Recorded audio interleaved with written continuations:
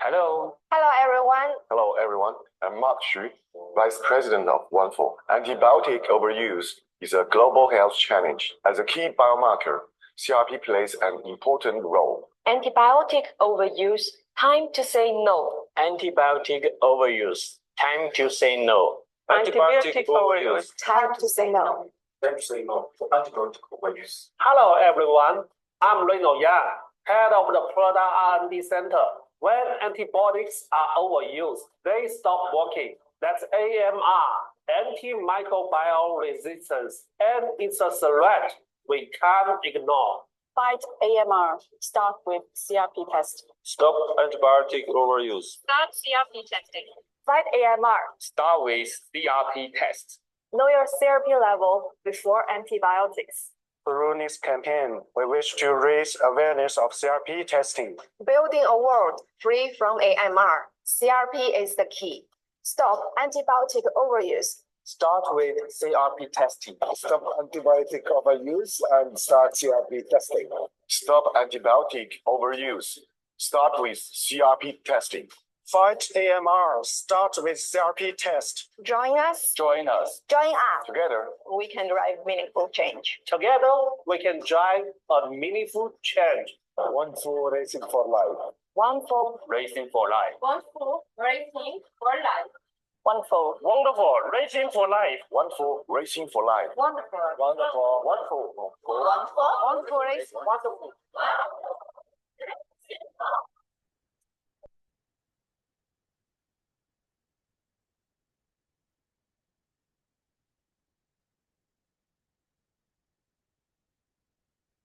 Everywhere, every day, antibiotics are used to save lives. But when misused, antibiotics can do more harm than good. They can weaken your immune system, develop resistance, and make your condition even worse. It also fuels a global crisis. Antimicrobial resistance, a silent pandemic already resulting in devastating consequences. However, not every suspected infection needs antibiotics. We must use it only when truly necessary. Point-of-care CRP testing helps us do just that. With a single drop of blood, it guides the right moment to start antibiotics, avoiding unnecessary prescriptions. Join us in saying no to antibiotic overuse. Know your CRP levels before antibiotics.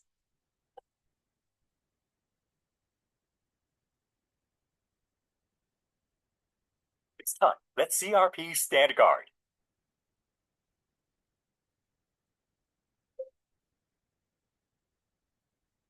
CRP testing can help reduce the antibiotic overuse, which is the serious global issue.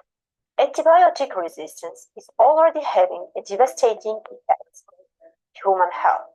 I would like to share about an 18-month-old male infant who had features in keeping with septic arthritis. And for him, C-reactive protein helped us for both diagnosis and monitoring. So diagnosis, we have an elevated C-reactive level, and with response to therapy, we saw a declining level of C-reactive protein. So we didn't necessarily have to involve the surgeons for any form of invasive procedures.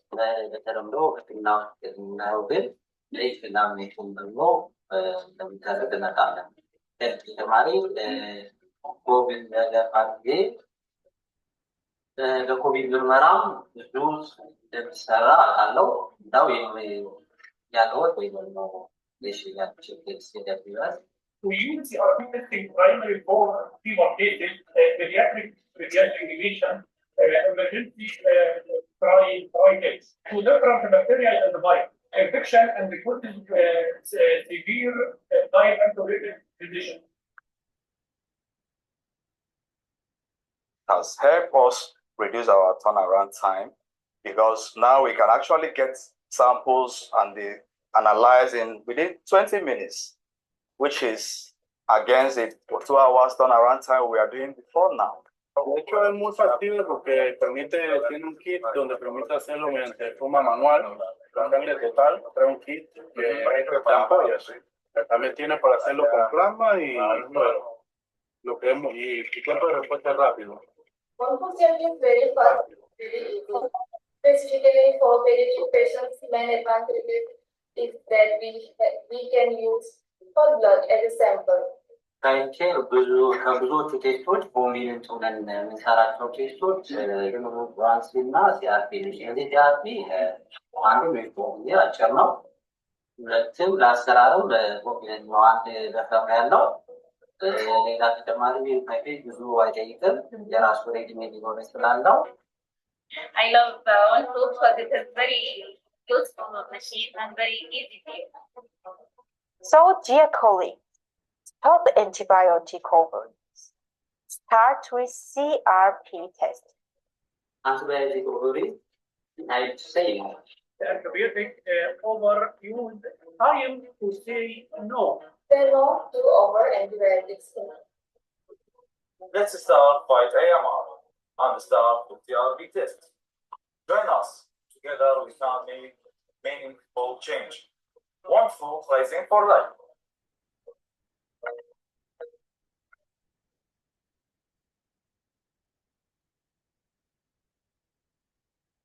Hello, everyone.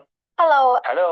Hello, everyone. Hello, everyone. I'm Mark Xu, Vice President of Wondfo. Antibiotic overuse is a global health challenge. As a key biomarker, CRP plays an important role.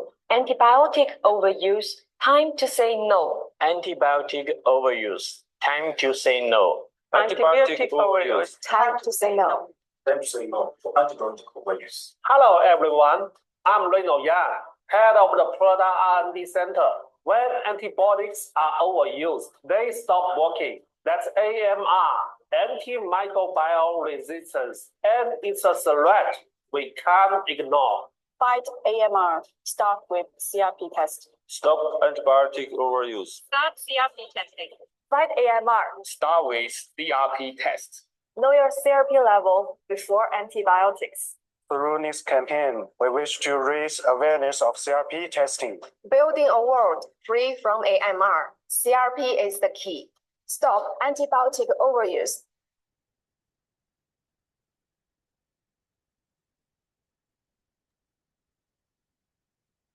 Good evening, everyone. I warmly welcome you to our fourth webinar titled Understanding the Role of CRP in Patient Management and Antibiotic Use, brought to you by Wondfo in collaboration with Wondfo Ethiopia. I am Dr. Meti, your host for today's session, and I'm the product manager at Wondfo Ethiopia. It's truly an honor to be your host today. We're thrilled to have attendees joining us from various countries, whether it's morning in the USA for some of us, evening in the Philippines, or afternoon here in Ethiopia. Thank you for being with us. At Wondfo, we're committed to supporting healthcare professionals with innovative diagnostics and educational opportunities. This webinar is part of that mission to equip clinicians with the tools and knowledge to make informed decisions and ultimately improve patient outcomes. Today's focus is on C-reactive protein testing, a valuable marker in diagnosing infections and guiding antibiotic use. With global concerns around antimicrobial resistance, this discussion is more timely and vital than ever. Before we start, let me briefly walk you through the agenda for this webinar. We're honored to be joined by two distinguished speakers, each bringing unique expertise from the fields of emergency medicine, infectious diseases, and also Wondfo staff member who will share insights about our product. So that's all about our agenda. Before we begin, a quick reminder, please be sure to keep your microphones on mute while the speakers are presenting. If you have any question, feel free to send them to the chat box on the right side of the screen. We'll address them during the question and answer session. So now let's begin by introducing our keynote speaker. Our first speaker is Dr. Jane, a consultant internist and infectious disease specialist based in the Philippines. Dr. Jane holds a fellowship with both the Philippine College of Physicians and the Philippine Society for Microbiology and Infectious Diseases. She currently serves as at St. Luke's Medical Center, Manila Doctors Hospital, and Marikina Doctors Hospital. She will be speaking on the role of CRP in infection assessment and antibiotic use. Dr. Jane, are you ready to begin?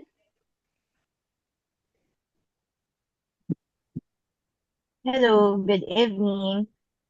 It's evening here in the Philippines. So let me just share my screen.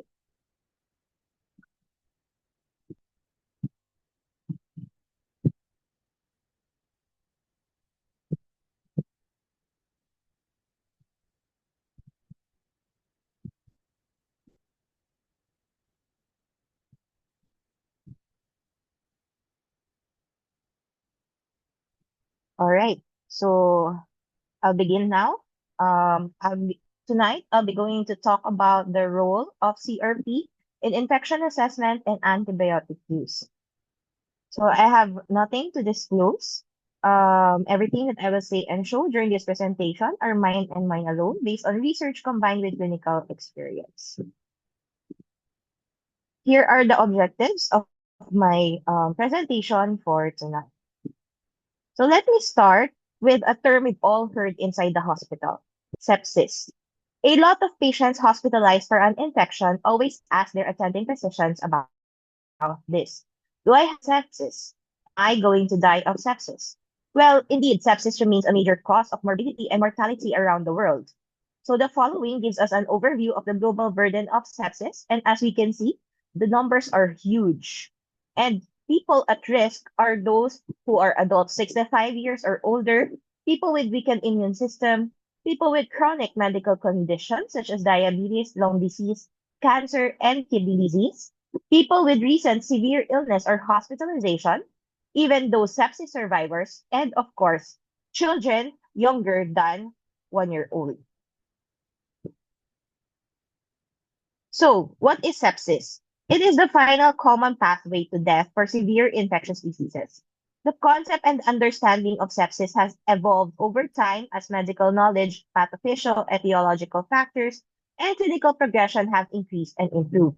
The most recent definition is from Sepsis 3, which defines sepsis as life-threatening organ dysfunction caused by a dysregulated host response to infection, where organ dysfunction is identified as an acute increase in the total SOFA score of 2 or more due to infection. So as we can see in this conceptual model, there is an interplay between many variables that can determine a patient's clinical course during and after sepsis. A lot of times, we encounter our patients here, where they are already with beginning sepsis or even already hospitalized due to sepsis. Our goal as clinicians then would be able to diagnose timely so that management can be instituted promptly, as well as to monitor for any complications or progression to be able to reach recovery. Hence, early recognition is necessary. We can suspect sepsis if we see these signs and symptoms. Oftentimes, there are also some scoring systems that are being used inside and outside the hospital. However, symptoms of sepsis are non-specific, while signs, as clues to identify the source of infection, are not always apparent. So this is where biomarkers can help. If you recall earlier, said that there is an interplay between many variables that can determine a patient's clinical course during and after sepsis. A biomarker is a measurable indicator of biological status and normal and pathogenic processes. They are categorized based on their diagnostic or prognostic rules, which may help identify suitable patients for therapeutic intervention and titrating the degree and or duration of intervention. So in a way, it is a surrogate marker of the body's response to an event. Biomarkers should be accurate and reproducible. Faced with the suspicion of sepsis, the clinician has several questions to address. Clinicians frequently try to answer these questions with the aid of biomarkers. What is the likelihood of infection? What is the severity of illness and the risk to develop septic shock? What is or are the most likely pathogens? What is the most appropriate antimicrobial treatment? Is the patient improving or not? And if not, why? When can my antimicrobials be stopped? It is important to acknowledge that biomarker performance in sepsis management is suboptimal. Generally, There are 7 types of biomarkers, namely susceptibility or risk, diagnostic, monitoring, prognostic, predictive, pharmacodynamic or response biomarkers, and safety biomarkers. One useful diagnostic and host response biomarker of sepsis is C-reactive protein, or commonly known as CRP, which is the main topic of our lecture. As a history, it is first isolated in 1930 from the plasma of patients with pneumococcal pneumonia. CRP was so named because it binds to the C polysaccharide of the pneumococcus. It was found that CRP is present in the serum of patients with disorders other than pneumococcal infection, but that it rises strikingly whenever there is tissue necrosis. It was later found that the protein appeared in plasma during many infectious or inflammatory conditions, and CRP was the original acute phase reactant. CRP has now been characterized as a member of the pentrypsin family of proteins exclusively synthesized in the liver when exposed to inflammatory cytokines like interleukin 6 and interleukin 1 beta. Many other substances react with CRP, such as DNA, nucleotides, various lipids, and other polysaccharides. Thus, it appears to serve as a general scavenger molecule. It opsonizes particles and activates complement via the classical pathway, but its actual biological function is unknown. The normal serum concentrations are about 100 nanogram per ml at birth, 170 nanogram per ml in children, and 470 to 1,340 nanograms per ml in adults. It has a median of 1,000 nanogram per ml, or 1 milligram per liter. So just take note of the units that are being used in your laboratories. Despite these low concentrations, CRP has major significance as a highly sensitive acute phase reactant because it is fastest to rise and it returns to normal quickly following successful therapies. In individuals with acute illness, cytokines stimulate hepatic production of CRP, and plasma levels may increase up to 300 milligrams per liter, or it is actually equivalent to around 300,000 nanograms per ml or more within 4 to 6 hours, doubles every 8 hours, and peaks within 36 to 50 hours. It has a half-life of 19 hours, and it may correlate with disease severity. So as we can see in this table, it compares C-reactive protein and another most commonly used host response biomarker, which is procalcitonin. In contrast to procalcitonin, CRP is not affected by steroids, neutropenia, renal failure, or renal replacement therapy.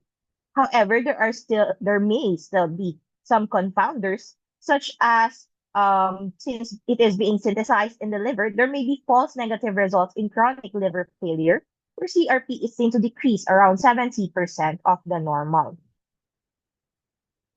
Quantitative determinations are very helpful in recognizing a variety of disorders. As serum CRP rapidly rises and falls with onset and resolution of inflammation, patients having an acute and severe inflammatory response are easily diagnosed. This is why CRP is often used by rheumatologists to monitor the progression or remission of autoimmune diseases. A high sensitivity assay for CRP can add to the predictive value of serum lipids for identifying individuals at risk for cardiovascular events, presumably owing to the role that inflammation plays in atherogenesis, aiding to the diagnosis of stroke or myocardial infarction. CRP is frequently applied to the detection and preliminary classification of occult infections because bacterial infections can stimulate much higher levels of CRP than viral ones. But note that these must be correlated clinically. Also, although it is usually not increased in viral infections, a known exception is what we have seen in COVID infections, where a hyperinflammatory state is present, thereby causing an increased CRP. CRP measurement is cheap and rapidly available, but increases of CRP levels may be unspecific, since they can also be observed after surgery or trauma. But in general, it can be a guide to therapeutic efficacy because, as I have said, it appears to be an earlier and more sensitive indicator of acute inflammation and infection and can be quickly measured. So let us correlate with some tests. So there is first case of patient ASD, a 35-year-old female, known breast cancer patient, stage 4, with metastasis in presenting as pleural effusion, who underwent bilateral chest pigtail insertion last 2024. She had her last chemo 3 weeks prior and is now due for the next chemotherapy session. 1 week prior, she had started to complain pain whenever left pleural fluid is drained, but the output remained to be clear and serous. She denied any presence of fever, chills, cough, or difficulty of breathing. There are also no signs of inflammation or infection around or surrounding the chest pigtail site. She was then advised admission for evaluation and also in preparation for her chemotherapy. However, when she was admitted, there was noted left chest pigtail leakage, hence she was scheduled for replacement of the left chest pigtail. She had normal vital signs, was afebrile, and had decreased breath sounds bisally.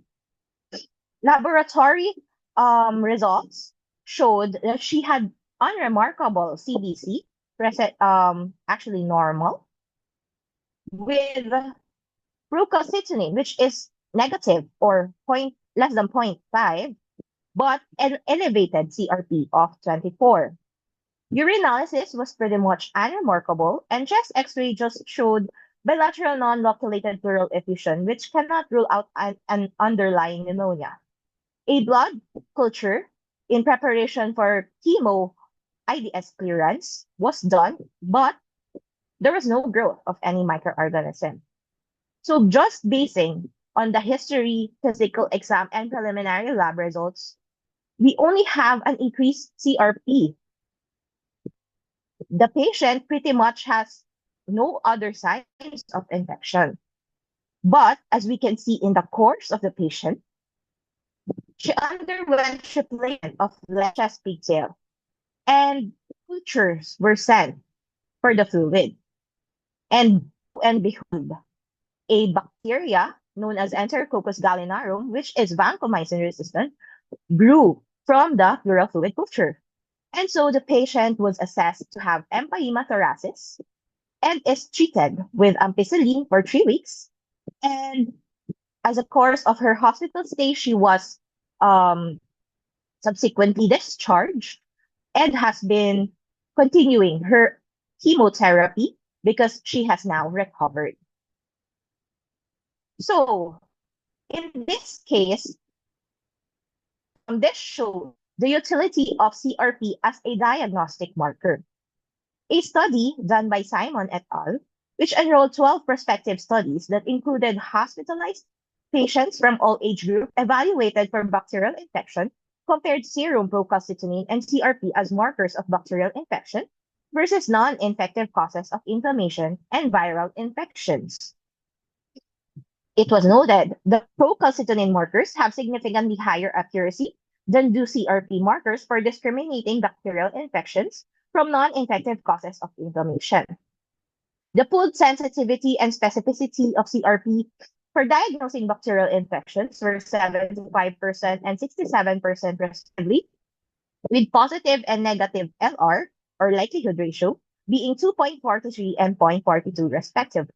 When evaluating bacterial versus viral infection, procalcitonin markers were again significantly better. The pooled sensitivity and specificity of CRP for diagnosing bacterial infections were 86% and 70% respectively, with positive and negative likelihood ratio being 3.75 and 0.20 respectively.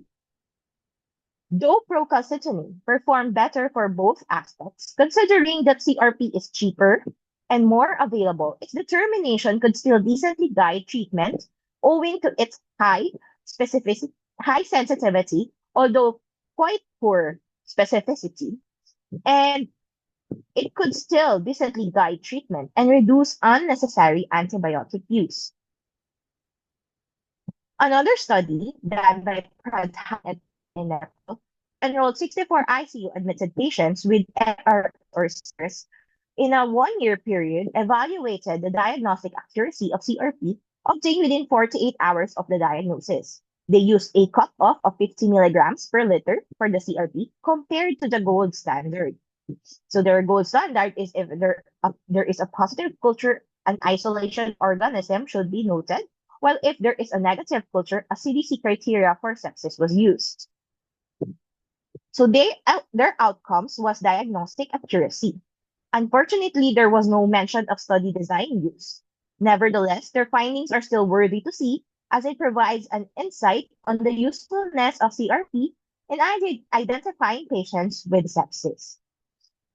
So the authors noted that CRP had a sensitivity of 84.3%, specificity of 46.15%, positive predictive value of 84%, and negative predictive value of 42.8%.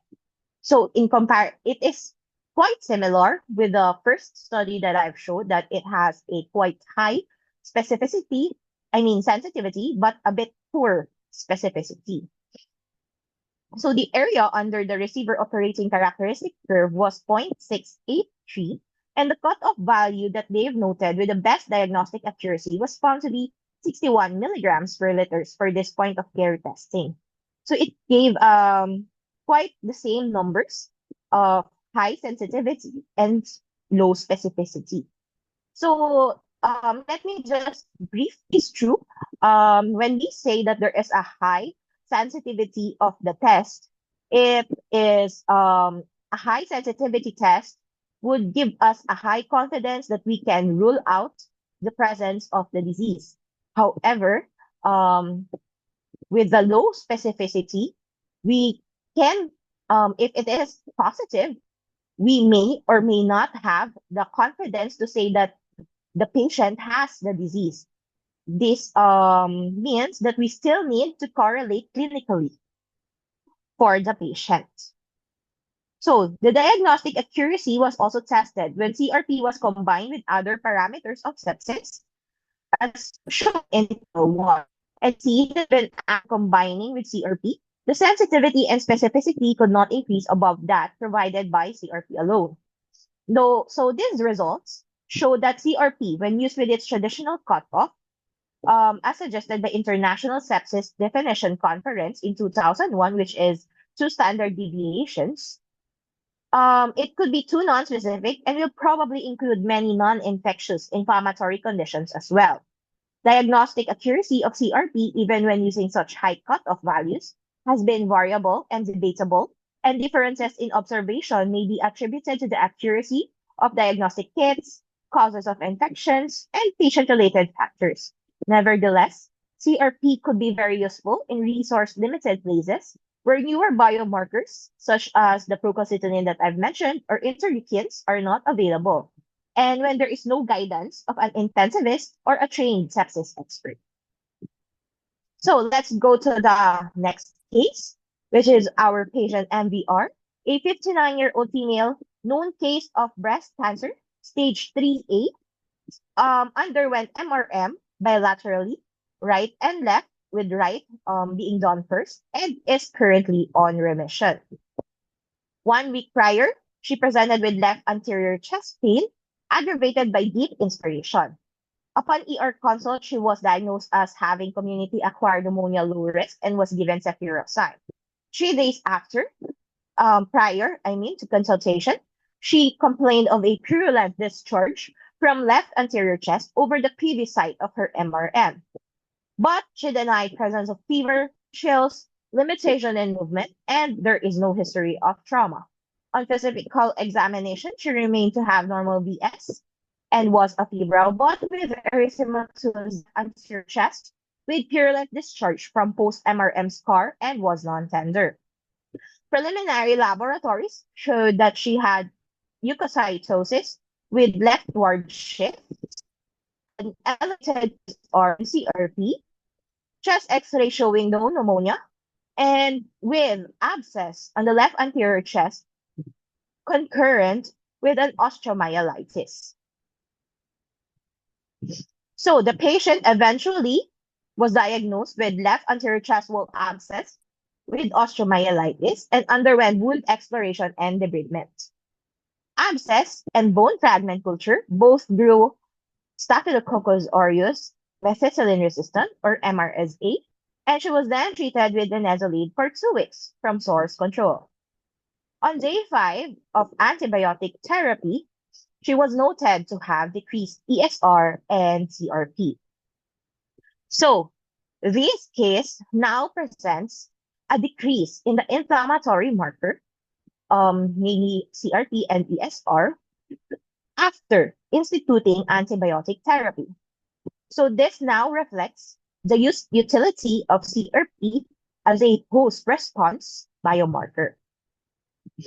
A prospective observational cohort study done by Coelho et al., which enrolled 191 patients with severe community-acquired pneumonia that required ICU admission, excluding those with severe immunosuppression and TB, evaluated the difference of CRP ratio and its patterns of response between survivors and non-survivors.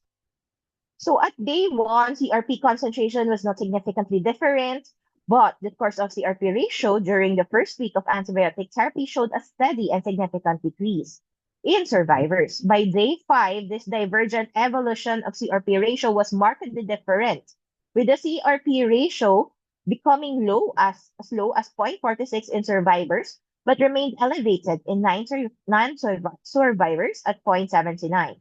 The ability of CRP ratio by day 5 to predict outcome assessed by the area under the receiver operating curve was 0.73. So by day 5, concentration above 0.5 of the initial level was a marker of poor outcome with sensitivity, specificity, likelihood ratio shown in the slide. So only 3 variables were noted to be independently associated with ICU mortality, namely day 1 SOFA score, day 5 CRP ratio of greater than 0.5, and mechanical ventilation. So patients with severe CAP were retrospectively divided according to 3 patterns, and as they have shown in this time-dependent analysis in figure 1, CRP ratio variations of 3 different patterns was statistically different. So by day 5, CRP ratios were 0.23 for rapid responders, 0.74 for slow responders, and 1.47 in patients exhibiting non-response. So this means that the non-responders remain to have an elevated CRP. So the clinical course during antibiotic therapy was also monitored with SOFA score, and likewise, the non-responders showed a poorer outcome. So these findings show that with resolution of infection, the concentration of CRP decreases at a rate that is dependent on its half-life. Survivors showed a continuous and significant decrease of CRP ratio, while non-survivors, CRP ratio remained elevated as higher than 0.5 and was associated with 5-fold increase in the risk of death in ICU. So patients with non-response CRP presented a significantly higher ICU mortality than fast or slow response patterns. So these data suggest that persistently elevated CRP values are indicative of poor response to antibiotic therapy.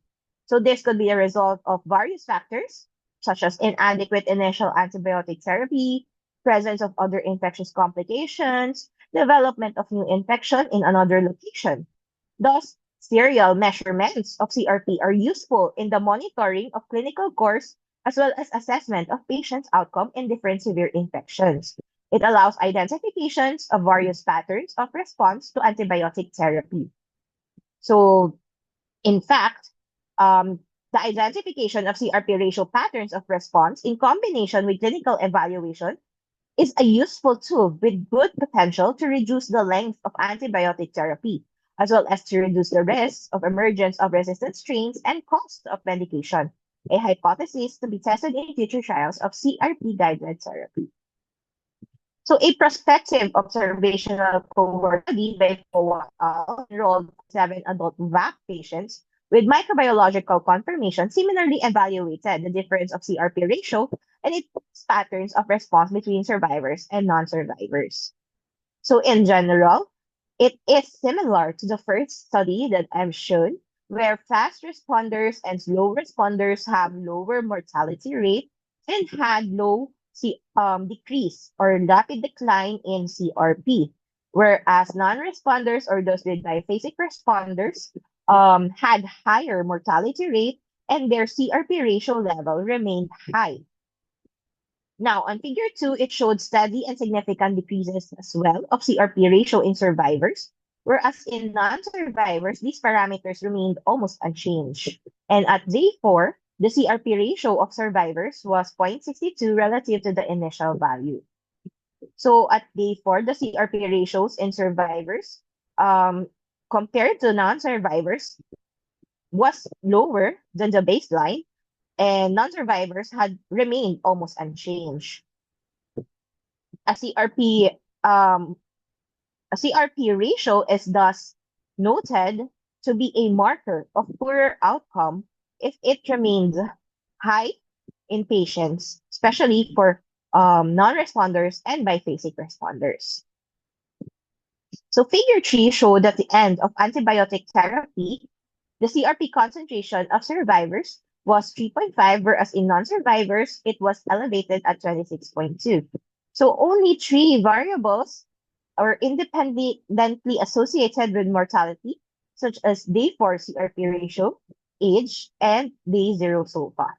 So overall, findings of this study showed that, again, serial CRP measurements could be used as a marker of resolution of infection and might be of some help in the clinical decision-making process for the reassessment of patients that fail to improve. The individual pattern of CRP ratio response to antibiotics appeared to be a reflection of clinical course independent of other possible confounders. So in patients with VAP, with rapid CRP protein ratio decline, a shorter duration of antibiotic therapy could be equally effective, reducing the risks of emergence of resistant strains and costs. Conversely, in patients showing patterns of non-response and biphasic response, an aggressive diagnostic and therapeutic approach should be attempted in order to prevent further clinical deterioration. Now that we've discussed how CRP can be used for diagnostic and response evaluations of patients assessed to have sepsis, we go back to this slide I showed earlier. As suggested by the various studies we've reviewed, high CRP suggests high likelihood of infection, more severe illness with higher and sustained CRP levels, which is usually bacterial. Now, the 4 questions cannot be addressed by CRP or any biomarker alone, as only culture results can definitively give this information. However, as we have seen earlier, serial CRP measurement can give us an idea if antimicrobial treatment is working or not. This, in a way, also answers the 5th question. These 2 questions emphasizes that CRP levels should not be used as a sole criteria in initiating and assessing appropriateness of antimicrobial therapy. As noted in study reviews we've seen, there are other predictors of mortality such as SOFA score and clinical course of the patients. The 6th question is likewise a combination of clinical evaluation and diagnostic evaluation with serial measurement of CRP, giving us an idea. There is no single guideline that establishes the optimal cutoff for CRP, especially in stopping antibiotic therapy. So there are some suggestions, such as stopping when CRP has decreased more than 50% from baseline, or until CRP is less than 25 milligrams per liter. But, as I have emphasized, this should never be used as the sole criteria in making clinical decisions. It is important to do thorough and daily clinical assessment, as biomarkers are just suggestive and not the gold standard diagnostic marker. It should be noted that immunocompromised patients and those requiring long-term antibiotic therapy may have unpredictable course, and thus as clinicians, we should not be content with just biomarkers. Such algorithm-based antibiotic therapy promotes diagnostic stewardship, which is auxiliary to antimicrobial stewardship. So if we have the 3 right Ds in antimicrobial stewardship, namely the right drug, given at the right dose and the right duration, diagnostic stewardship is comprised of ordering the right tests for the right patient at the right time. Proper interpretation of test results in conjunction with careful consideration of clinical signs and symptoms is essential for diagnostic stewardship. So for our learning points, sepsis is a complex continuum of disturbed systems and remains a major cause of morbidity and mortality. Underdiagnosis and inadequate antimicrobial therapy could be fatal. Biomarkers are surrogate markers that can potentially aid in the diagnosis of bacterial infection and therapeutic efficacy evaluation. C-reactive protein is a diagnostic and host response biomarker that can be used as an adjuvant but not as replacement to thorough clinical assessment. It boasts a high degree of sensitivity yet indicates restricted specificity. Diagnostic accuracy can vary significantly depending on clinical setting and patient population. Serial measurement rather than single value is more important when evaluating for therapeutic efficacy, especially in cases of bacterial infections. There are limitations to CRP use, including patient factors such as comorbidities and unpredictable course of infection. Diagnostic stewardship by early intervention and shortening antibiotic duration can be possible with the aid of CRP-based algorithms, comprising of doing the right test for the right patient at the right time. So the following are my references, and thank you for listening.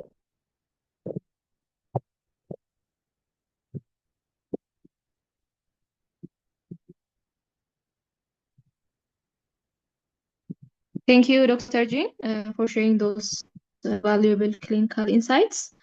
We will now take a few moments for question and answer from the audience. Please drop your questions in the chat box. We'll take one or two questions from there.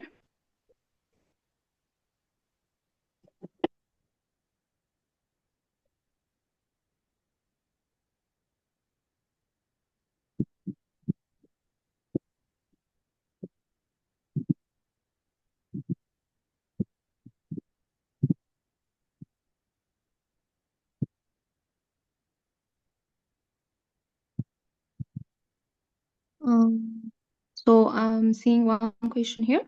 I think he wants to maybe know the difference between CRP and ASR and the clinical value of both, comparing both ASR and CRP. Yes. CRP. So ESR, I've mentioned earlier in my case, was also requested, and it also showed elevation in inflammation. So like CRP, it is also an inflammatory biomarker, but since it is so-called as erythrocyte sedimentation rate, it is paired with erythrocytes. So it is not just affected by any acute inflammation, but some forms of chronic inflammation can also affect the values. In contrast, CRP, as I have said or mentioned earlier, rises more acutely with any changes in host response and host inflammation, which means that it is more present in acute inflammation. So usually in some suspicions of infection, we request both, but more commonly, if we suspect of an acute process ongoing, CRP has more value.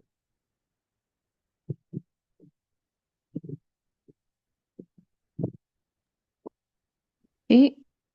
There is any more question? Okay, there is one. Is there cut point of CRP level to differentiate bacterial infection from inflammatory conditions?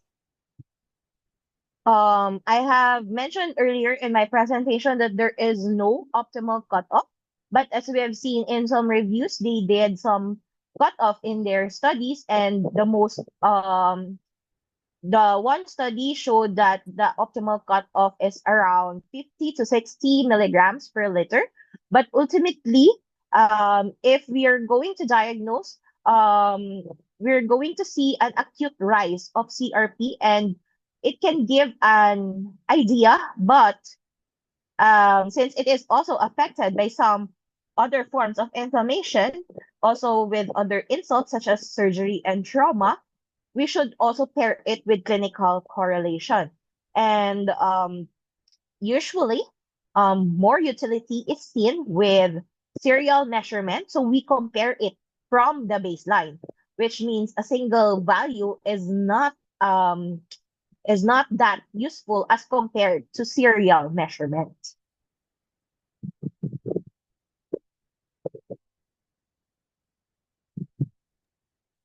Okay, let's take one more question. So in a clinic, we have applied serial CRP measurements for patients who were clinically diagnosed for bacterial pneumonia, and results showed CRP dropped with clinical improvement.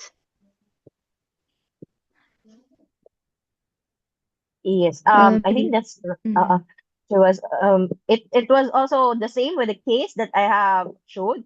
So it's like the CRP acting as a host response biomarker, showing that serial measurement, it can show that there is response to antibiotic therapy. So therefore you can make some judgments on whether you will continue or stop antibiotics or even change antibiotic if there is non-response.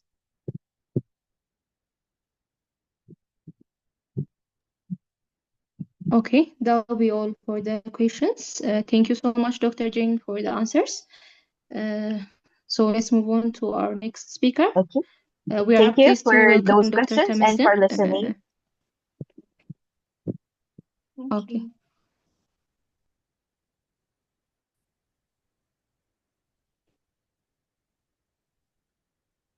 Okay, Dr. Temesgen is an associate professor of emergency medicine and a consultant in emergency and critical care medicine at the Anbessa Hospital Specialized Hospital.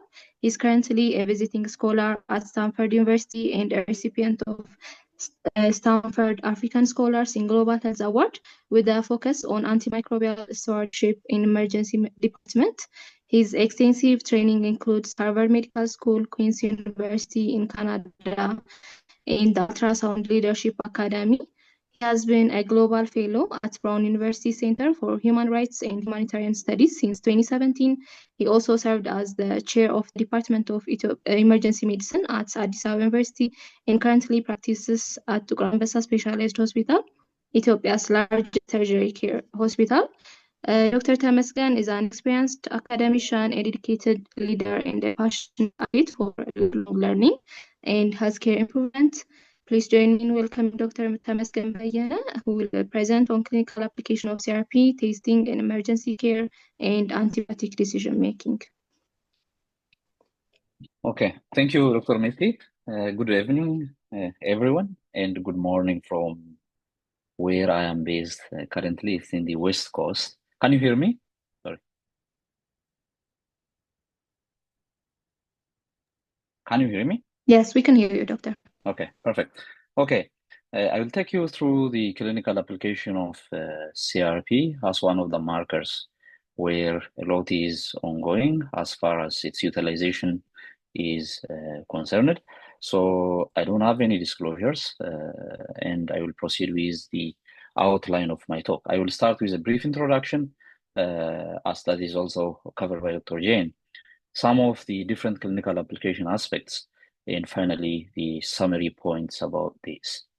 So as we all know, and as this was discussed earlier, CRP is said to be an inflammatory protein, which is mainly produced by the hepatocytes under the stimulation from interleukin 6 and TNF, and its utilization is basically used in this pathophysiology framework.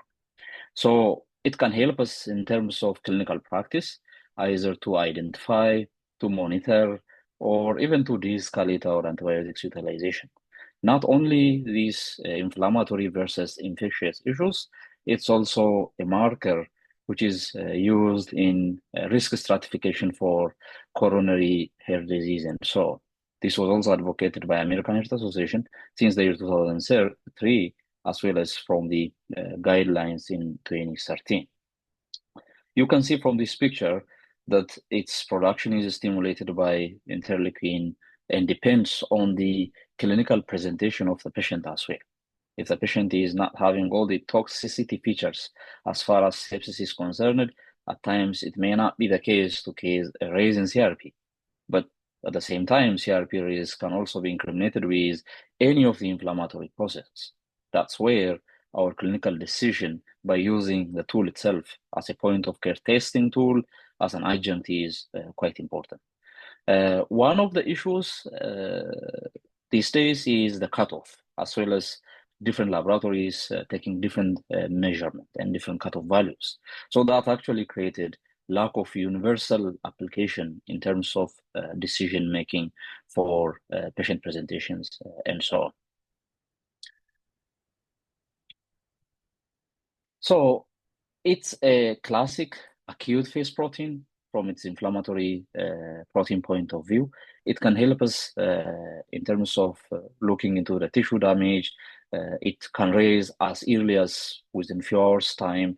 It peaks so quickly. Actually, within the first 24 to 48 hours, you can see a significantly peaked CRP level. And subsequently, it may raise to hundreds and at times to thousands of higher than the normal range. In that scenario, the degree of the infectious presentation may also be correlated with that. So with effective treatment, at the same time, within 1 week, you can see a significant drop to normal levels. In some aspect, it reminds us the rise and fall of high sensitivity troponin when we order it in myocardial infarction and so on. So here, you can see the rise that peaks in that earlier hours and then subsequent drops. But the drop is associated with effective form of antibiotics therapy and so on. But at times, as I said, the specificity comes into question. So even with no infectious process, the raises and the fall can still mimic that of infectious presentations and so on. So there is this issue of measuring whole range CRP versus its high sensitivity form. The differences are during the high sensitivity CRP measurement, the machines are calibrated in a way to measure the fragments of that, which are quite sensitive and effective in terms of picking the abnormality, especially for those cardiovascular risk stratification strategies and so on. People use the high sensitivity CRP. What is measured for the infectious or for the inflammatory processes is either the whole range CRP or just CRP. So the CRP total is measured by taking the consideration of all of these. So from that point of view, still the detection can be somehow double form of detection. Probably from the technical aspects later on, we can hear these details during the laboratory measurement and so on. So the issue is the high sensitivity as well as the normal CRP. They both belong to the same protein, and testing method is somehow different. So the high sensitivity, as the name indicates, just like for the high sensitivity cardiac troponin, it's picking the right thing at the right time. So for the whole range CRP, there are level ranges where we can pick some of the infectious presentations and so on. And as I say, the cardiac risk factor identification and the strategies to prognosticate the patient presentations and so on. There are high sensitivity CRP ranges that like 0.5 to 5 milligram per DL, and the CRP for the diagnosis and picking infection, be it in the adults or the childs, especially with the bacterial pathologies, is ranging from 5 to 200. But for treatment purpose, people take different literature support cutoff values beyond 100 patients. If the CRP is more than 100 with additional features of sepsis or infection, then it's better to proceed with antibiotics choice and so on. Again, the whole range CRP, there is no such significant variation in terms of the range where we take, but it starts as low as 0.5 milligram per DL for the normal category. So it helps us in terms of enhancing our ability to detect any infectious presentations and so on. But the sensitivity is quite good. The problem is when it comes to its specificity aspect. So to go for its clinical applications, focusing in the emergency department, the primary care settings as far as CRP is concerned, these are three major areas. It can be an infection indicator, in addition with our clinical judgment, with the clinical data. It can help in terms of decision-making and also treatment monitoring at the same time. For example, to give antibiotics or not to give antibiotics for a lower respiratory tract infection, or to de-escalate and so on. And it's an important tool to fight for antimicrobial resistance. And with that, we can even observe our antibiotics efficacy and so on. So there was a summary that's put into CRP as a tool for diagnosis support, prognostic guidance, and antibiotics treatment follow-up, as well as a screening tool. So this is how non-specific CRP is. As you can see, for every sort of inflammation, multiple systemic diseases can end up causing the CRP. But the degree to which CRP raise can be used as a tool to start, to initiate, or to escalate antibiotics is, different in terms of different infectious presentations from the systemic ones, as you can see from here. So far, there were lots of studies done as far as respiratory system, especially for community-acquired pneumonia, or any lower respiratory tract infections, where CRP use is highly advocated nowadays. Otherwise, all these inflammatory processes, system-based, can cause rise in CRP. There may be future studies which can come up for each and syndromic presentations of infectious etiologies, so that we can decide when to use, what cutoffs to use, and so on. So here is one of the studies that was done by Gong and others, and that really showed how CRP is an effective indicator for picking bacterial infections. So they tried to look into a group of patients with bacterial pneumonia, mycoplasma pneumonia, and there were significant raises on the second day of admission. So some of the raises may not be, as such alarming as like hundreds or thousands of raise, but you can see the drops right after initiation of antibiotics and during the time of discharge. So this is in both groups, you can see a drop. And in fact, the decision to put these patients on antibiotics was not only based on the CRP identification, but CRP was an additional tool to that of the clinical decision for the treatment of the patients. The other is clinical decision making as well as monitoring patients. So from this point of view, people took CRP as an agent to decide outpatient versus inpatient care. So it has a role in terms of disposition decision.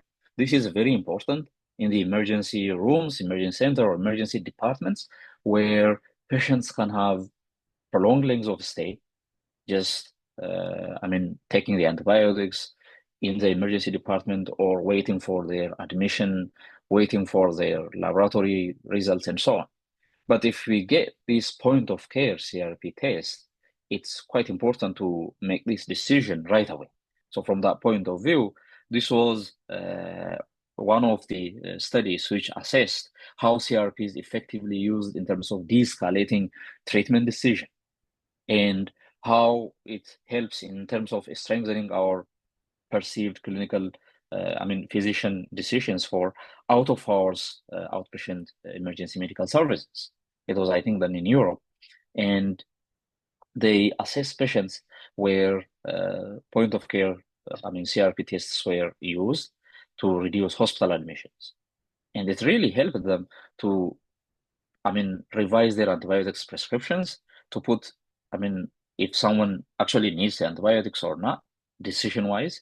And it helped to increase confidence, and it also reduced uncertainty of putting the patient on antibiotics or not. And it helped to have better communication between patients, physicians, and so on. All in all, it helped the team for evidence-based practice where patients have a say, your experience matters, and what is on the ground as far as latest findings are concerned. So this is the graph from that same study.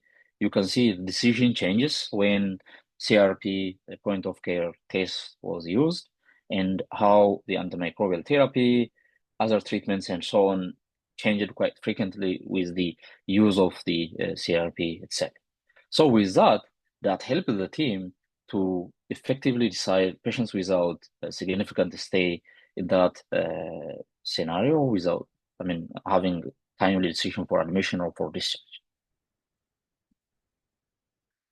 So the other, benefit is for monitoring purpose. That can be for someone where surgery was done and subsequently continuous quantitative monitoring of CRP can be done to control if to put the patient on antibiotics or not, or if antibiotics is already there, when to discontinue and so on. So for that, the team utilized, CRP during the post-operative abnormal responses, and they took the CRP test as an indicator of infectious complications. So that is in oncologic surgery and with primary reconstruction procedures. So it's for post-operative infections, and as you can see, patients were put on antibiotics depending on the judgment, not only with the CRP again, together with the clinical data and subsequent drops within days from the CRP. That was actually within like 1 week time, the CRPs came back to the normal range.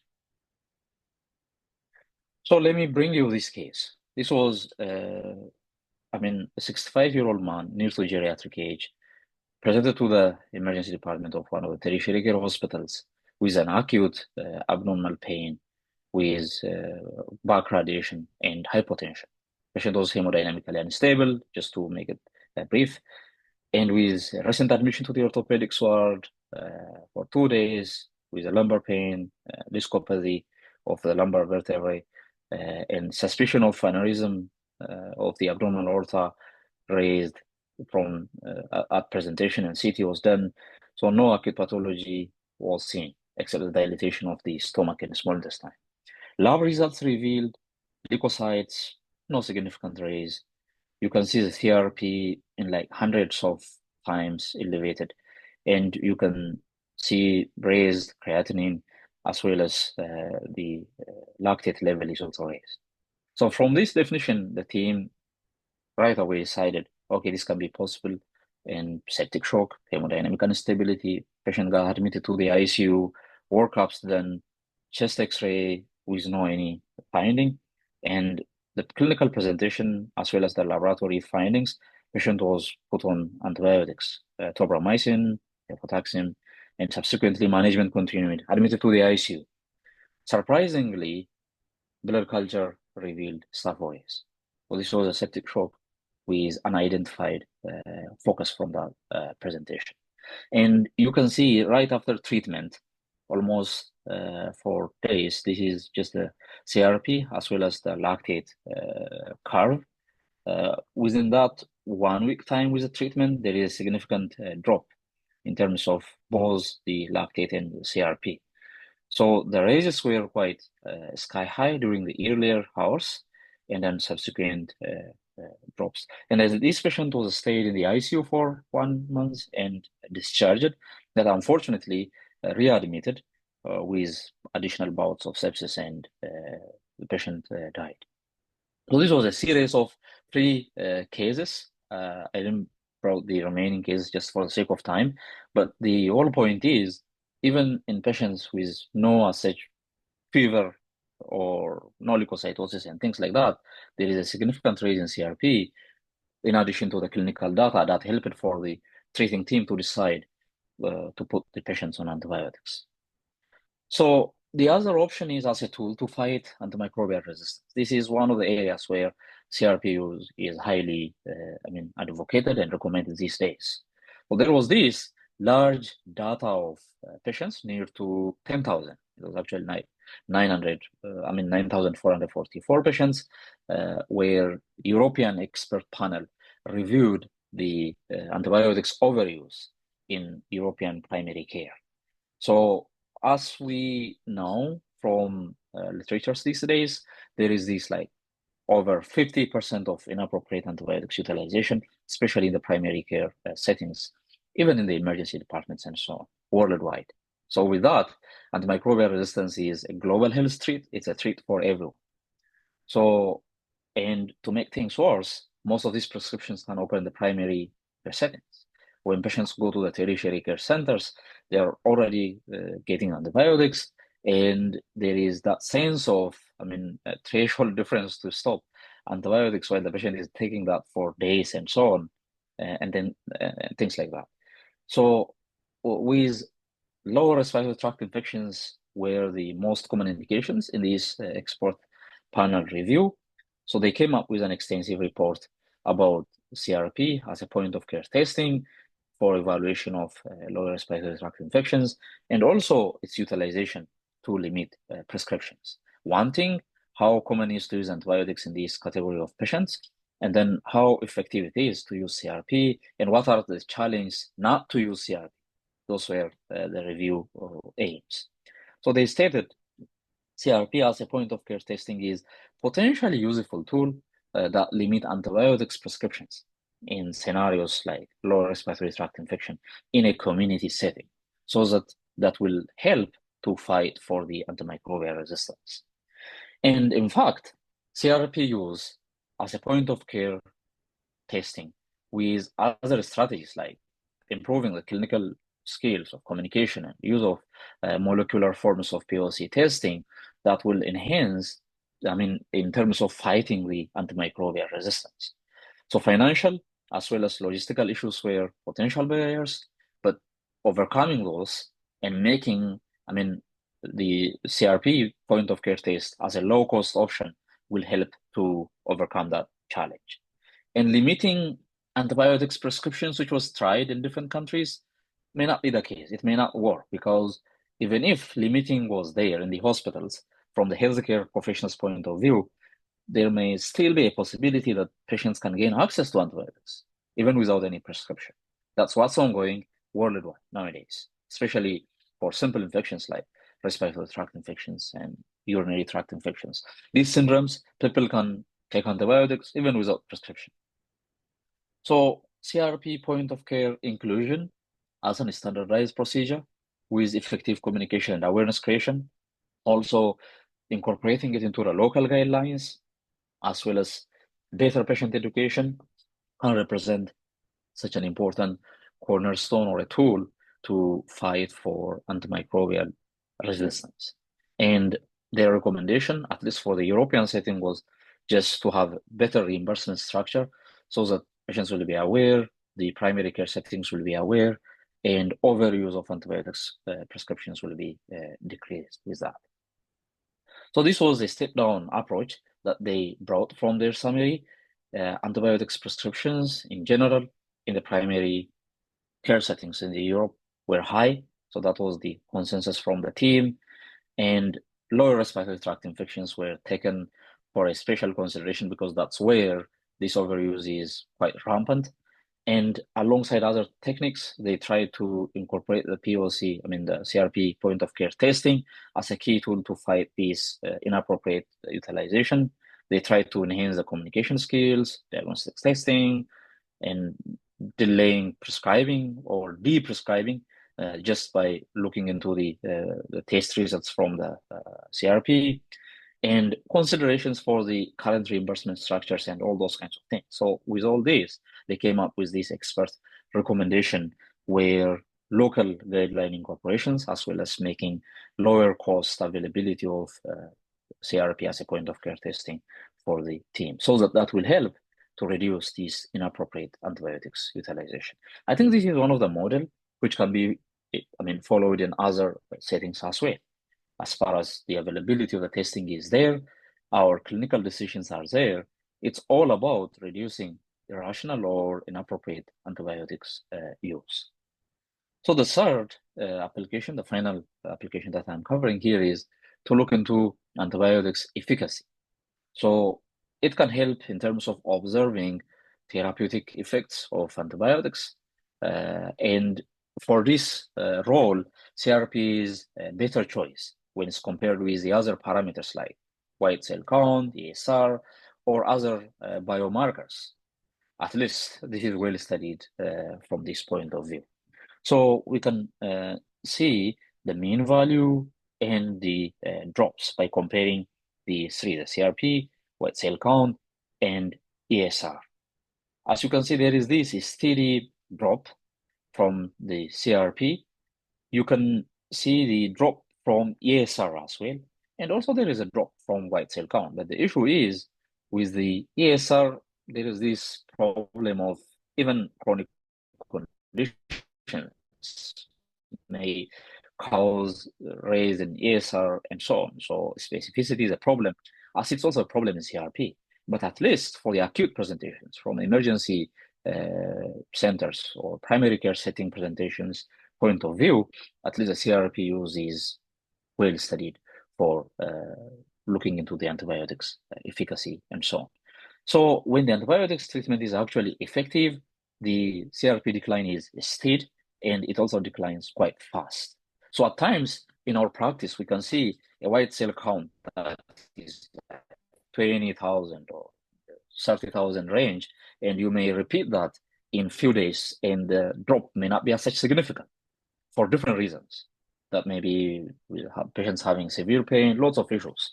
So in that scenario, you can look into the serial CRP testing, and if there is a serial drop from that point of view, you can either stay with the same antibiotics to finish the course, or you can de-escalate. But if you keep on focusing only on the white cell count, there is this tendency to revise antibiotics, knowing that the culture turnaround time may take quite longer hours and so on. So in review, the review of the CRP test application, as I said, it can be used in the primary care settings, in the emergency departments to initiate antibiotics or not to initiate, or for decision making. And this can continue up to the ward and then to surgery patients for post-operative monitoring and so on. So all in all, CRP can be used as an infection indicator.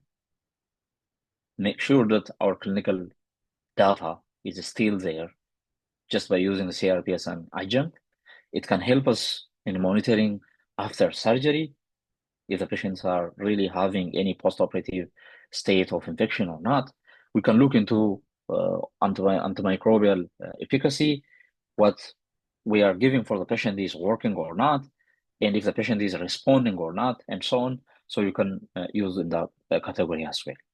So its typical test application scenario can be in any of the GP clinic, in the general practice settings, or in the primary care settings, in clinical departments, in different clinical outpatient departments, in the emergency room, and so on. So this is quite, significantly studied and results seen in the South Asian context, in European context, and worldwide as well. There are studies, few studies in the low middle income countries tracing similar parameters, both in the adult and in the pediatric age group of patients. So from the emergency room, emergency department point of view, use of infection biomarkers in general in the emergency department is advocated, almost for decades, but it has given much attention just recently. So procalcitonin, CRP, and the other proadrenomedulin and pepsin, these are all biomarkers which can be used in the emergency department.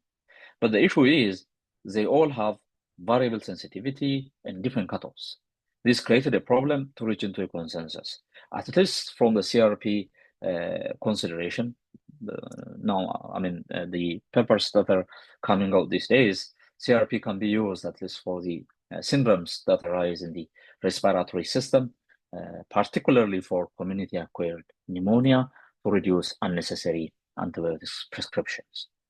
So all in all, CRP in patients with lower as well as upper respiratory tract infections and COPD, the acute exacerbations of chronic obstructive pulmonary disease, it can reduce the use of antibiotics without increasing the risk. It can help us to put patients either in the IV or in the PO just by looking at the clinical data as well. That's all I have. Thank you.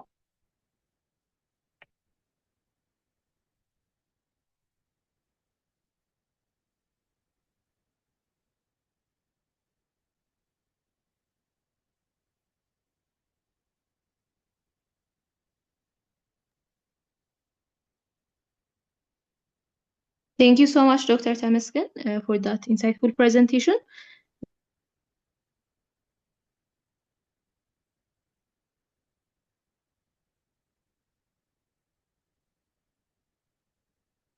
Sir, please feel free to drop your questions in the chat box.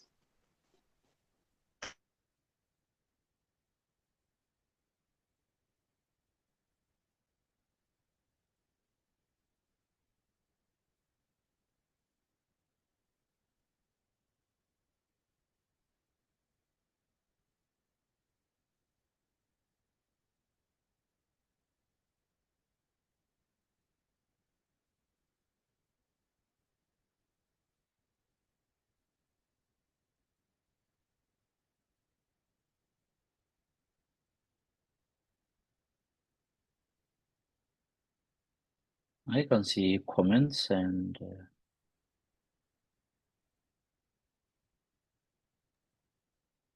oh, there is one question. I think there is one question from Tasavia. In a CLD patient or a liver injured patient, how do we investigate beside the CRP if procalcitonin is not available? So yeah, any clinical problem with, possibility to affect the test interpretation and the state where liver disease is there, the affection can be there and it may be difficult to interpret the value. One thing with, liver disease itself, we may not expect that state of raise, or it can even be normal, or all those kinds of issues. If it's an acute phase of a liver disease with inflammatory process, the CRP may keep on raising. So that's why our clinical decision, by adding what we can get from the history, what we can get from our physical examination, the vital signs, all these things are important to incorporate CRP as an additional tool to decide. For example, for the case that I have mentioned, the other clinical data were lacking as far as infection markers are concerned, but the patient was having hemodynamic instability to the extent of septic shock. Even the white cell count was not, raising. The vital sign derangement, we don't see fever and so on. Of course, age matters for that case, but it's the CRP that was significantly, like 600 something. So always our clinical decisions in terms of looking into the patient in detail is the most important thing, I would say. The other question is from Beyene.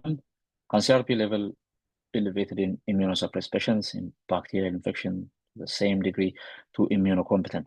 Okay, yeah, here the CRP level in immunosuppressed cases may not raise to the extent like the immunocompetent ones can have. So that's one of the drawbacks. Not all category of patients can have a raise in CRP. So as we see, even for our routine complete blood count category, you may see like leukopenia and things like that. So normal CRP may not rule out, lack of infection. So we should be careful in that interpretation. That's why looking into the patient as a whole is the most important thing. The other ones, I appreciate. Thank you for the compliments. I appreciate that. And okay, affordability of CRP to the general population. I think that's a question that Dr. Mehdi, you will address it, or someone will address that.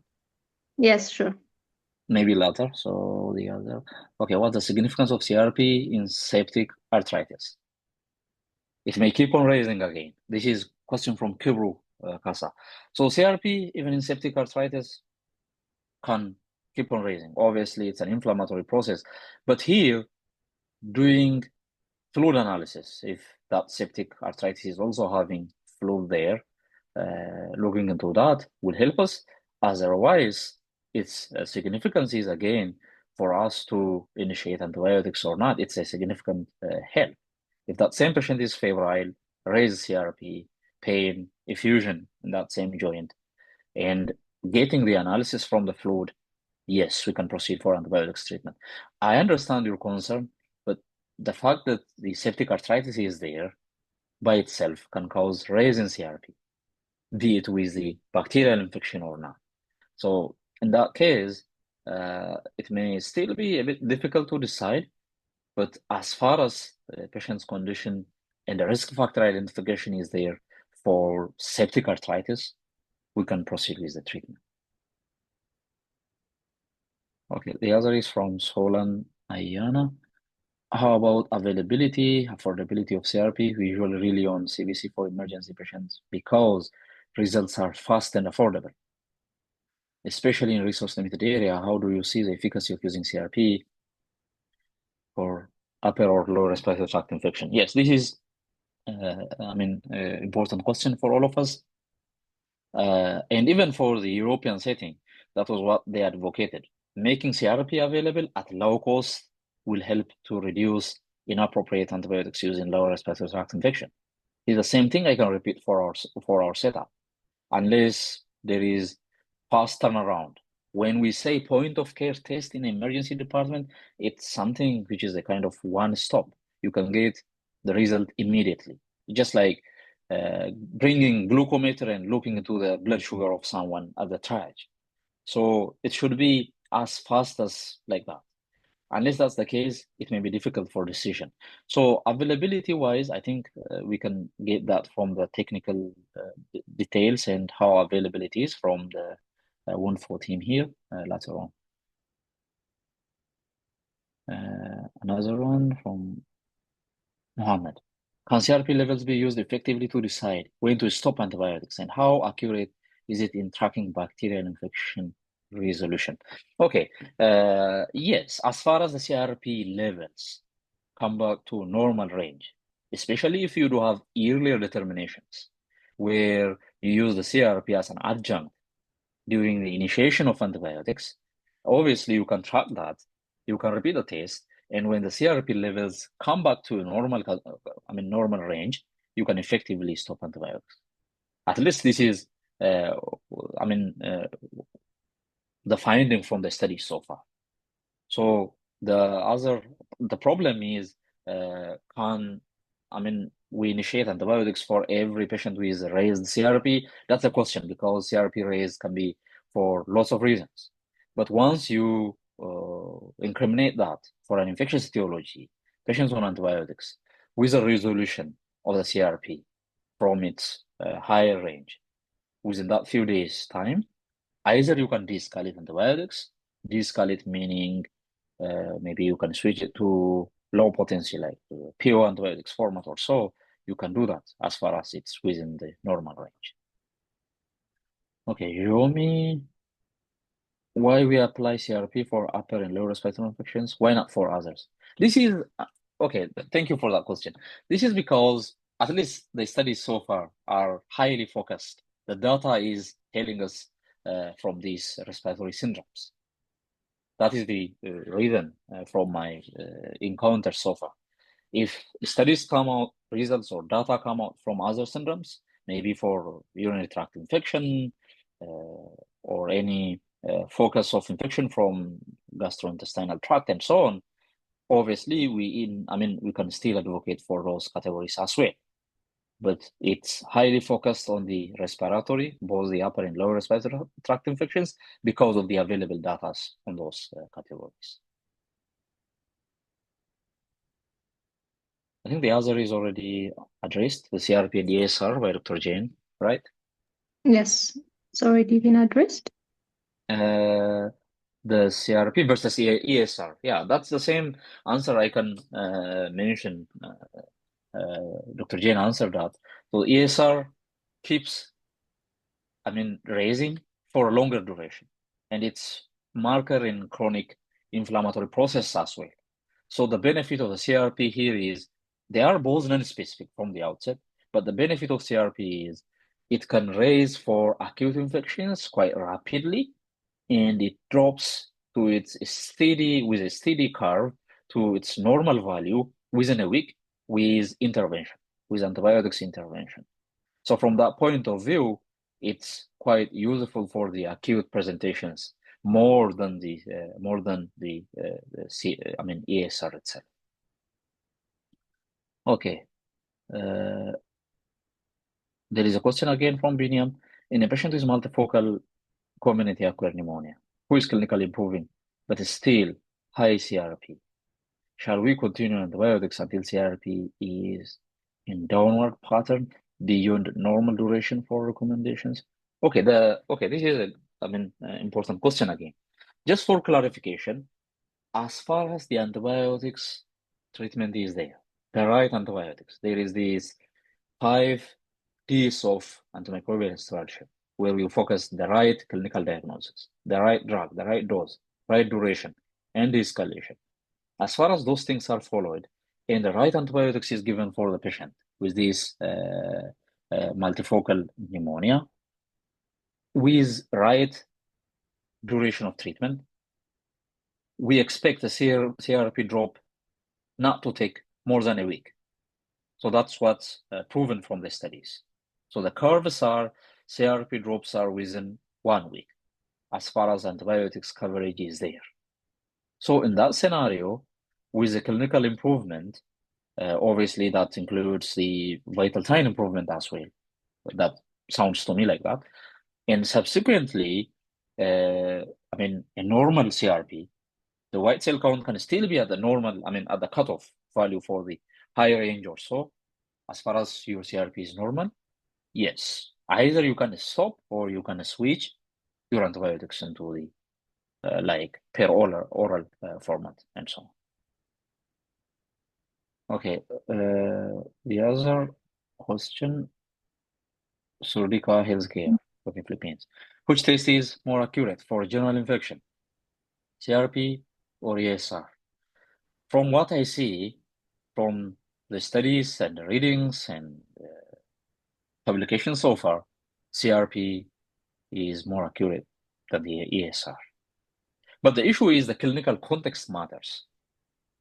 Which category of infection are we dealing, and all those kinds of issues, and how is the measurement itself?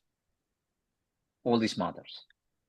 But in general terms, for the emergency utilization, I would say CRP is more accurate. Thank you. Okay, I think let's take one final question, Doctor. It says it's from Samahe. It says, how frequent shall we follow the CRP level to monitor response and taper our antibiotic? Okay. This brings us to the curve. If you have seen it, the initial rapid raise, that's the highest raise actually, is within that 24-48 hours, you see. If you do CRP, let us say, during the time of presentation, and if you repeat it in that 24 or even that 48 hour, you may not see any difference, meaning you may not see a drop at least. So from that point of view, I would suggest to do the first repeat test, maybe like in 72 hours. By then it starts to drop. And subsequently, based on the clinical improvement of the patient, you may make that gap within days. So there is this advocacy nowadays. Most of antibiotics treatments for syndromic approach or whatever, except for some few infections, there are advocacies for 5-day course. Look, in that scenario, you have the first test. Maybe you can get the repeat in the 72 hour, and then maybe you can add a third test to look into the complete resolution or the drop in terms of the curve from the CRP. If we are dealing with pneumonia or urinary tract infection, those kinds of things, I may do it during the time of presentation, then within that 72 hour, and subsequently maybe within that 5th day and so on. But there are no hard and fast rules here. Everything depends on the patient condition. If we are dealing with a patient with a septic shock, let us say, and we put that patient on high potency antibiotics, and we may treat that patient for weeks at times.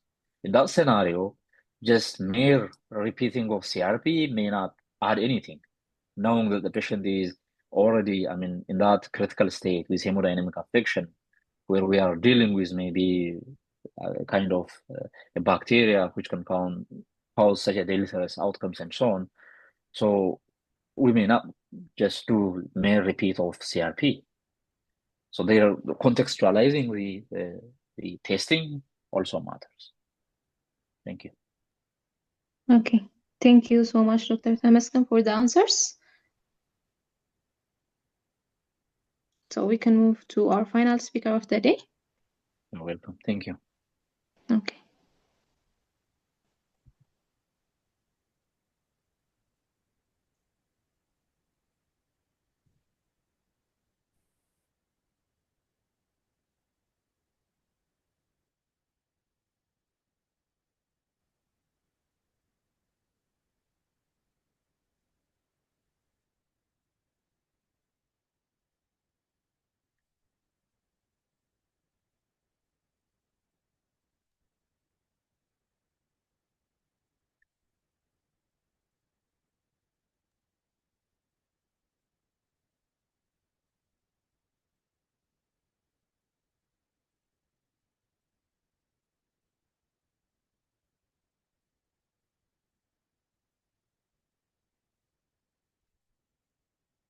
Hello, everyone. Okay, now we can move to our final speaker of the day. It's our pleasure to introduce Wayne, the marketing manager and product manager at Wondfo Philippines. She will provide short overview of Wondfo CRP testing, covering its principles, use cases, and clinical value, and showing how this simple yet powerful tool can enhance diagnostic workflows and decision making in daily clinical practice. Please welcome Ms. Wayne.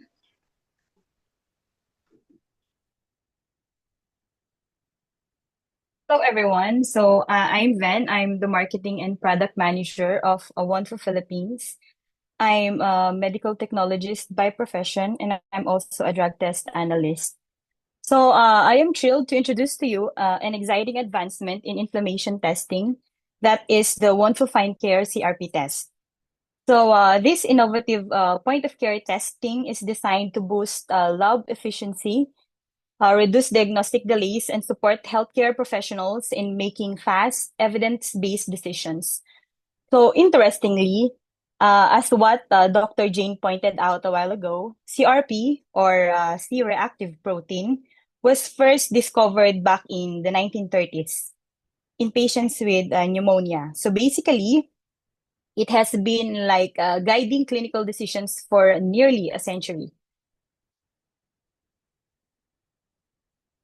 So CRP is a very powerful biomarker used to detect inflammation.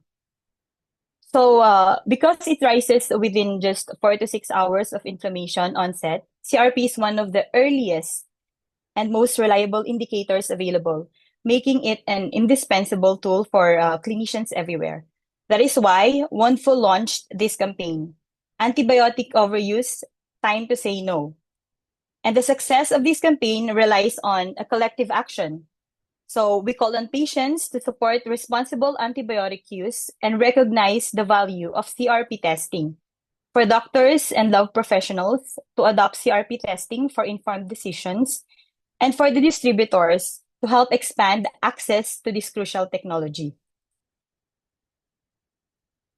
CRP testing is used across a wide range of clinical conditions, from pneumonia and sepsis to rheumatoid arthritis and inflammatory bowel disease. So it plays a very crucial role in differentiating between bacterial and viral infections, monitoring chronic inflammatory conditions, and assessing cardiovascular risk. So in cardiology, HSCRP, or high-sensitive CRP, even helps predict the risk of future heart attacks. During acute infections, CRP levels can increase by 10 to 1,000 times, giving healthcare providers a clear signal to guide timely and appropriate treatment. So right now, I will be discussing about Wondfo Finder CRP test. It is designed for simplicity and speed. So it requires just a small finger stick blood sample, as you can see in the slide, only 8.5 microliters, which is less than a teardrop for whole blood, and 5 microliters for serum or plasma. You can also see here in the slide that it is finger stick blood testing supported, and it only takes about 3 minutes to get the result. And our whole range, CRP, provides two results already. That is HSCRP and CRP in one. And because it doesn't require a centralized lab, it can be performed virtually anywhere and clinics to mobile units. So Wondfo Finder CRP test isn't just quick and convenient, it's also proven. So the Wondfo CRP test has passed the RICWAS International Quality Assurance Program and is backed by comprehensive evaluation reports, which means you get rapid results without compromising accuracy. So fun fact, over 45,000 laboratories worldwide uses RICWAS to benchmark their performance, ensuring top-tier quality standards. So for why do we choose Wondfo CRP? So first and foremost, it's for its rapid results, that's as fast as 3 minutes. For blood collection procedure, it is easier, and it supports finger prick samples that is gentle for children. It uses whole blood sample. There's no need for centrifugation that will speed up testing by eliminating preparation steps and the need for extra equipment. So it also delivers consistent, clinically dependable data where results closely match those of traditional lab systems, combining lab accuracy with point-of-care convenience. There will be no need for additional reagents or consumables. That will lower operational costs and simplifies logistics, making it practical and economical. That offers high diagnostic value at a very affordable price that is very suitable for budget-limited institutions. So it also requires minimal training for users. It's ideal for use in primary care and facilities with limited technical staff.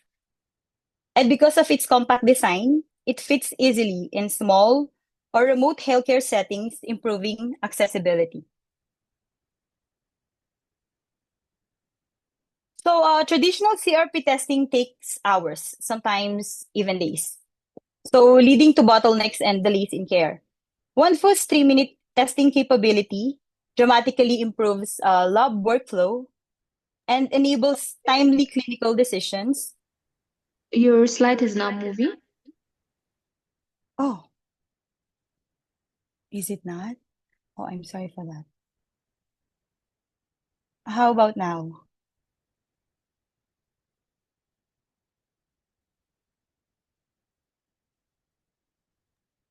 Still is on the first slide.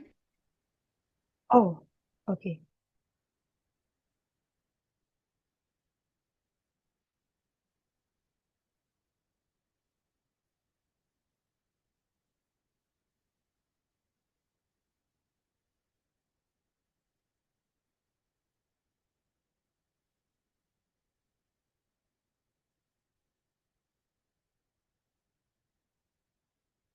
How about now? Is it okay now?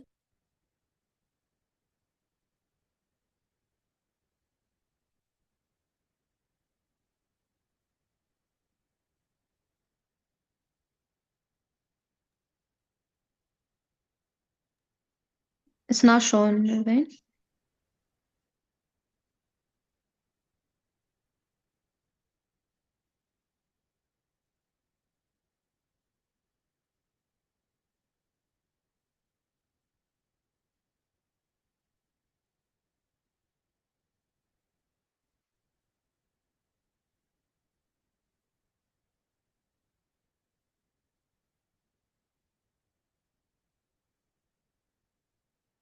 Oh.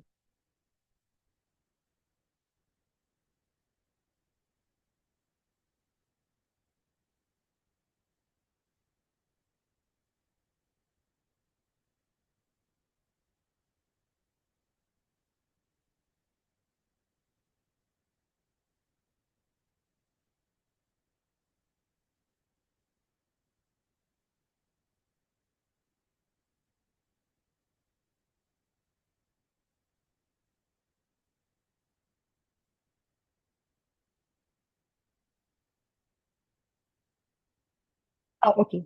So I can proceed. So for as what I've said a while ago, so traditional CRP testing can take hours, so sometimes even days. That's leading to bottlenecks and delays in healthcare. So Wondfo's 3-minute testing capability dramatically improves lab workflows and enables timely clinical decisions and enhances the overall patient experience. So in emergency settings, rapid CRP results can help triage critical cases such as sepsis, or respiratory infections, potentially saving thousands of lives. So Wondfo CRP is a child-friendly solution. So needle phobia is real, especially among children. And fortunately, Wondfo's finger prick method makes CRP testing far less intimidating and much more child-friendly. So with less pain, less blood, and faster results, young patients experience less stress. And for comparison, traditional CRP tests can require up to 10 milliliters of blood. That's nearly 1/5 of a newborn's total blood volume. So when compared to other point-of-care CRP devices, Wondfo truly stands out. So why is that? Because it supports more than 50 test parameters, 67 to be exact, and it is trusted in over 100,000 installations worldwide. And it delivers each test at a cost 10 to 30% lower than many alternatives. It is even used in rural health programs across multiple countries to help decentralize diagnostic services and improve access to care.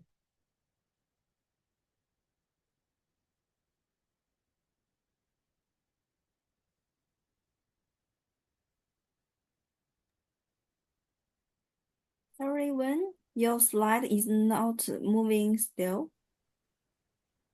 Oh, why is that? I'm very sorry for the inconvenience. Maybe you can make it with a full slideshow and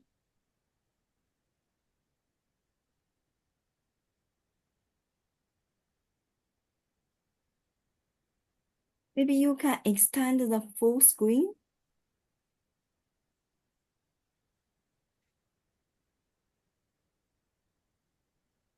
Until now, it's still not moving. Yes.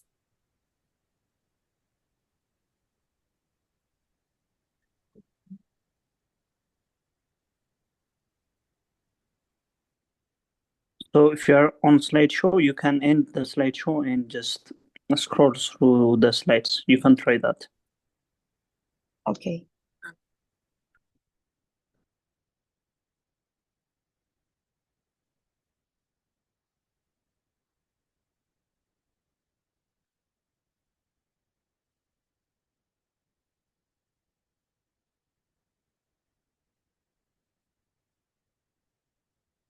Can we do it like this?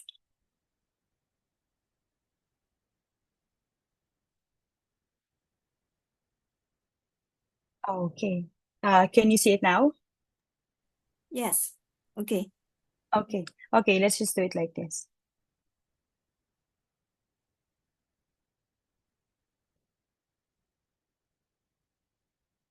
Okay, so as you can see in my screen, this is the complete test menu for our FIA platform. So this is a total of 67 items in total. So I've just highlighted some items here. That's PCT, CRP, CRP PCT, and of course our interleukin 6. So I've highlighted these test items because it was mentioned a while ago by our doctors that procalcitonin, CRP, and interleukin 6, the inflammatory markers commonly used in sepsis, diagnosis, and management.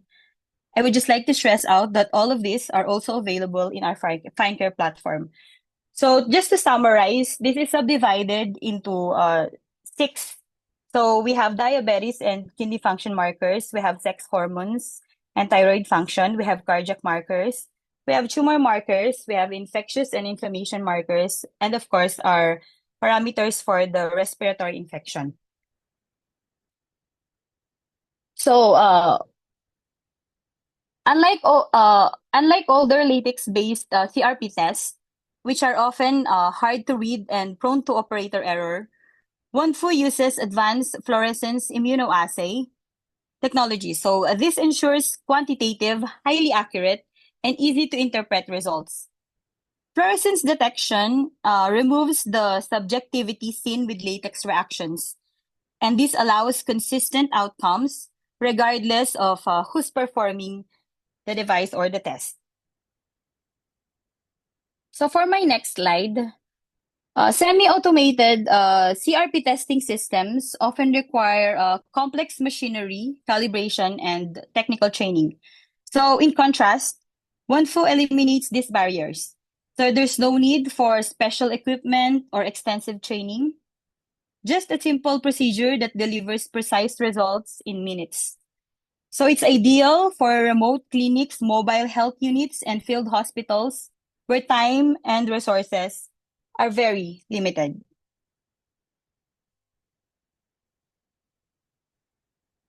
So while high throughput analyzers excel at handling volume, they often fall short in terms of speed for urgent cases. That's where Wondfo comes in. It complements these systems by quickly processing pediatric or time-sensitive samples, enabling a hybrid workflow that significantly boosts responsiveness. So in fact, using POCT to triage urgent samples can improve turnaround times by more than 50%.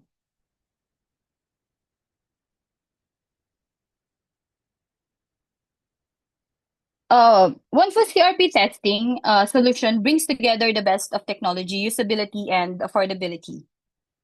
So whether you're in a large hospital, a rural clinic, or a disaster response zone, this compact yet powerful tool meets your diagnostic needs.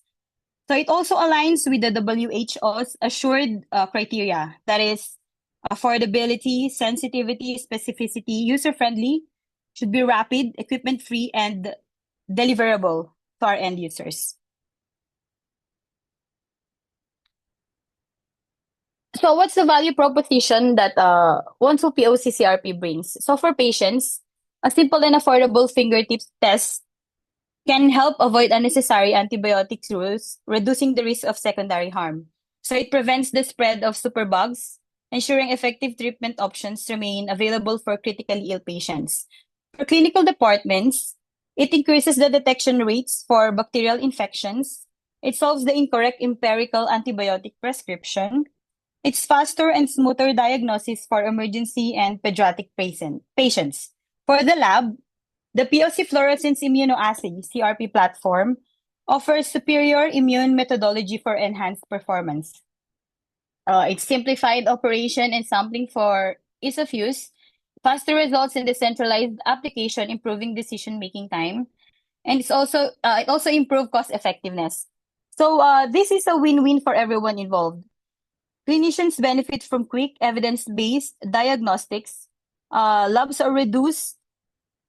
see reduced workflow and faster throughput, and patients enjoy quicker and more comfortable care. But perhaps most importantly, CRP-guided testing plays a major role in combating antimicrobial resistance. So it helps reduce unnecessary antibiotic prescriptions by as much as 64% in certain studies. So to end, Wondfo CRP solution is more than just a diagnostic tool. It's a step towards smarter, more accessible, and more compassionate healthcare. So let's take this innovation forward together. So thank you very much, listening, and I'm very, very sorry for the little inconvenience.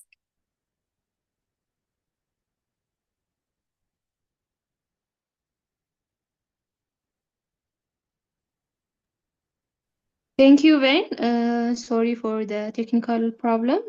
We're very sorry. So we can take one or two questions from the audience.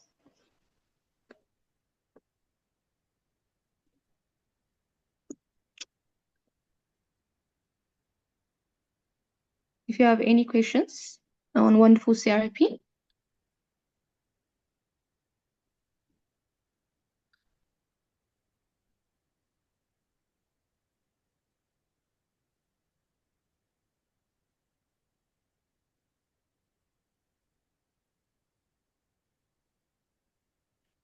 Any questions?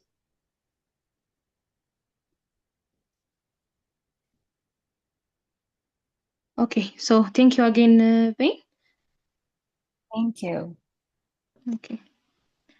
So as we move forward, we would like to take a brief moment to hear from our valued partners at Blue Health Ethiopia. Please join me in welcoming Dr. Hino, a representative from the organization, who will share a few words with us. All right.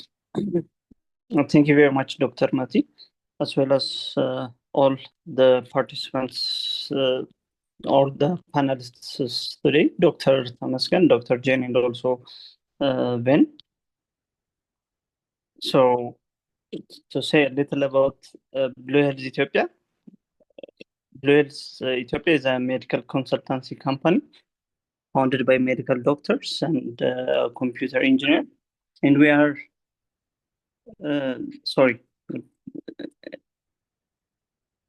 So Blue Health's virtual seminar is a platform that allows healthcare professionals to discuss current management updates of different health-related topics for better patient care.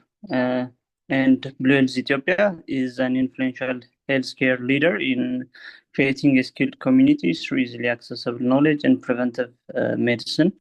So Blue Health Ethiopia is a healthcare innovation company dedicated to enhancing emergency response, professional healthcare education, and community health outcomes in Ethiopia through our flagship solutions such as the Darash mobile app and an advanced continuous professional development platform. We address critical gaps in emergency care, healthcare training, and knowledge dissemination. Blue Health CPD is a web-based learning management system designed for Ethiopian healthcare professionals to offer flexible, accredited courses that fit busy schedules, allowing users to learn anytime, anywhere, via their computer or smartphones. With self-paced modules, virtual seminars, and interactive assessments, professionals can earn continuous educational units that will help them for their license renewal while staying updated on medical advancements by our experts. So thank you to all the panelists as well as Dr. Mati and all the participants that attended today's the 120th Blue Health virtual seminar. So we can post the quiz. So those of you who earn 60% and above can get a 1.5 CEU CPD certificates. We will be posting the link to the quiz in the chat box. Thank you.